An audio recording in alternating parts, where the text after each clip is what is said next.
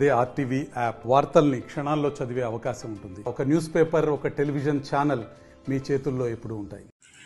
మొన్న వరద నుంచి ఎఫెక్ట్ అయ్యి పంట పొలాలు కావచ్చు, తర్వాత లో లయింగ్ ఏరియాస్ కావచ్చు, తర్వాత మెడికల్ క్యాంప్స్ కావచ్చు, ఇవన్నీ కూడా ఈరోజు ఇక్కడ పరిశీలన చేయడం జరిగింది.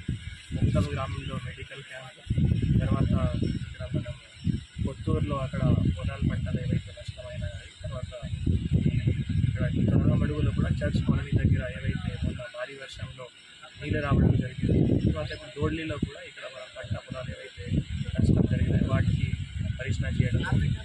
మొన్న గౌరవనీయులు district in charge minister sir Tirupati Krishna Rao కూడా వారు కూడా ఆదేశాలు ఇచ్చారు.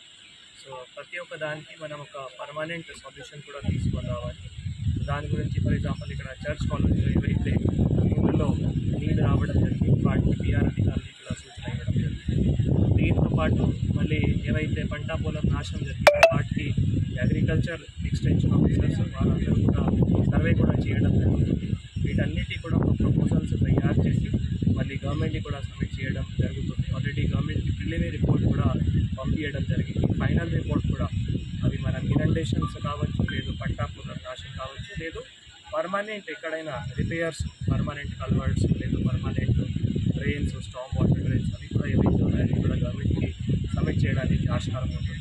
ముఖ్యంగా మనం ఎవరైతే ఇనండేటెడ్ ఏరియాస్లో ప్రజలు ఎవరైతే ఉన్నారో సో ముఖ్యంగా వారికి ఒకటే సూచన చేస్తున్నాము. అంటే ఇప్పుడు ఈ టైంలో మనం వర్షం తగ్గించిన తర్వాత మళ్ళీ ఇప్పుడు ఎండ పెరిగిన తర్వాత మళ్ళీ మనం ఈ విష జ్వరాలు కానీ ఇటువంటి వ్యాధులు కూడా రావడానికి ఆస్కారం ఉంది. అందుకే మెడికల్ అధికారులు కూడా మెడికల్ క్యాంప్స్ పెట్టడం జరుగుతుంది. కానీ మనం కూడా మన ఇంటి పారిశుద్ధ్యత కొద్దిగా ఫాలో చేసుకుంటే మనం ఆరోగ్యం కూడా కాపాడగలుగుతాము.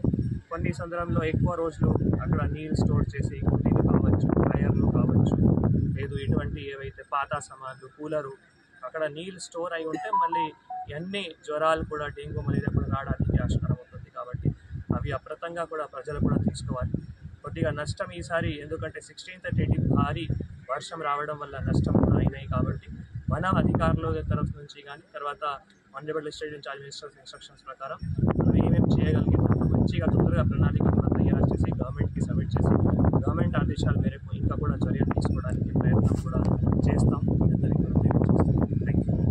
మరిన్ని వీడియోస్ కోసం ఛానల్ ని సబ్స్క్రైబ్ చేయండి. లేటెస్ట్ అప్డేట్స్ కోసం వాట్సాప్ ఛానల్ ని ఫాలో చేయండి. అండ్ లింక్ డిస్క్రిప్షన్ లో ఉంది.